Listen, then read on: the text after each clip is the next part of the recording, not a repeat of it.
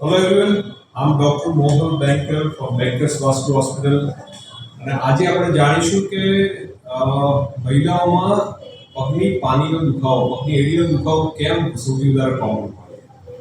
તો સૌથી પહેલા સાયન્ટિફિકલી સમજીએ કે આ પગની એડીનો દુખાવો કેમ થાય છે અને એની સારવાર આપણે કેવી રીતે એડવાન્સ જાપાનીઝ પદ્ધતિથી આપણે આપીશું તો દુખાવો જતો રહેશે.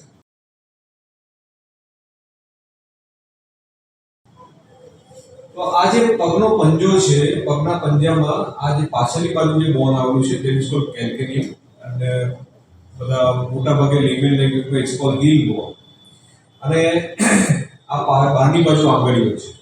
હવે આ જ્યારે તમે જોશો કે આપણા પગનો પંજો છે એ એક આર્ચ આવેલી હોય છે. આ આર્ચને મેન્ટેન કરવા માટે જો આર્ચ ના હોય તો એના ફ્લેટ ફૂટ કહેવાય અને એના બીજા ઘણા બધા એના કોન્સિક્વન્સીસ આવે છે. સો આ આર્ચને મેન્ટેન કરવા માટે એક પ્લાન્ટર ફેશિયા એક થીક ફાઇબરનો બેન્ડ એ કુદરતે આપણને આપેલો છે. એટલે જ્યારે આપણે ઊભા હોઈએ છીએ ત્યારે આપણા આખા બોડીનું વેટ જ્યારે આ પ્લાન્ટર ફેશિયા ઉપર રહે છે, જે થોડો સ્ટ્રેચ થાય છે, અલ્ટિમેટલી એ આર્ચને મેન્ટેન કરે.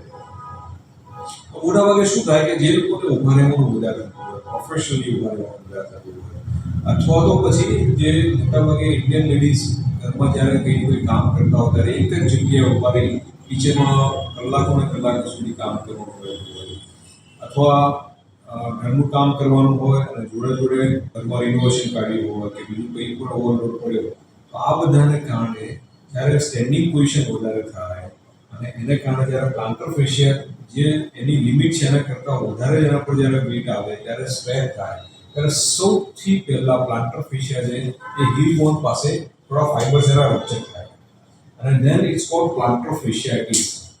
થોડા ફાઇબર રપ્ચર થાય તો પ્લાન્ટર ફેશિયાઇટિસ ડેવલપ થાય.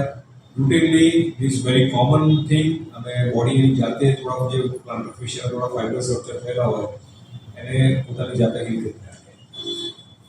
ના હીલ થાય તો શું? તો દેન વી સજેસ્ટ ફિઝિયોથેરાપી. શરૂઆતમાં જ્યારે પણ હીલ પેઇન ડેવલપ થયું હોય ત્યારે અમે એ પહેલાં 15 દિવસ મહિના કે 3 મહિના સુધીના ડ્યુરેશનની અંદર હીલ પેઇન લઈને આવે then we suggest some physiotherapy. 80-90% કેસની અંદર એ પ્લાન્ટર ફેશિયલ પેઇન રિવર્સ થઈ જાય again the patient becomes normal. But what if this heel pain doesn't disappear? તો એના માટે અમે શું કરતા હોઈએ છીએ? એનોઈંગ ધીસ પેઇન, નાની નાની એક્ટિવિટી કરવી હોય તો એમાં પણ તમને બહુ દુખાવો થાય. અને ક્લાસિકલ હોલમાર્ક સાઇન શું છે કે જ્યારે તમે રાતે સૂઈ ગયા હો સવારે પથારીમાંથી પહેલું પગલું નીચે રાખો તો તમને પેઇન થાય. This is a hallmark sign of the heel pain. અડધી કલાક ખુશી બેઠા પછી ઊભા થવાનું હોય ને ત્યારે એ સિવિયર પેઇન થાય. અને આ વસ્તુ રિમેમ્બર કે જ્યારે પણ પ્લાન્ટર ફેશિયાનું પેઇન હોય ને એ મોર્નિંગમાં ફર્સ્ટ એટલે પીક હોય, એ જેમ ચાલો ને એનું પેઇન ઓછું થાય. Is a classical sign of plantar fasciitis. જ્યારે બીજું કોઈ પણ પેઇન હોય ને ચાલવાથી વધે, તમને કોઈ જગ્યાએ વાગ્યું હોય તમે એ બધું પેઇન જે હોય તમે જેમ સાંધો વાપરો તો વધતું હોય. પ્લાન્ટર ફેશિયાનું પેઇન એ ઘટતું જાય. Is a classical sign of the plantar ફેશિયાઇટિસ.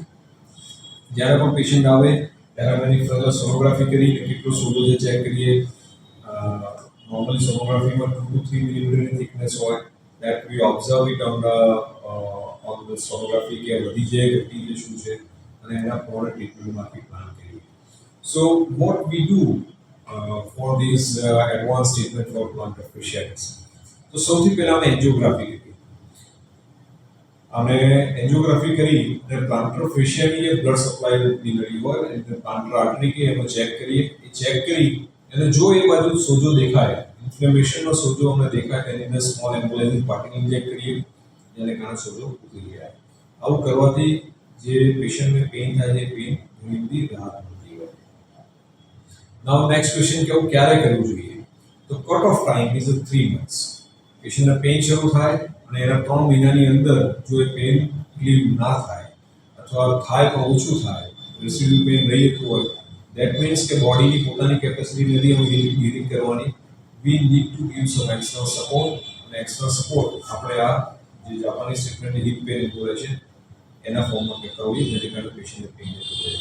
કોઈ ટાંકા નથી, કોઈ કટ નથી, કોઈ એનેસ્થેસિયા નથી, કોઈ સ્ટીરોઇડ ઇન્જેક્શન્સ નથી.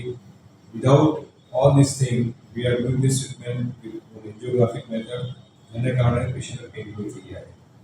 સો hope you understand this talk. કોઈ પણ જાતનો કોઈ પણ ક્વેશ્ચન હોય તો ask me. I will very happy to give answer.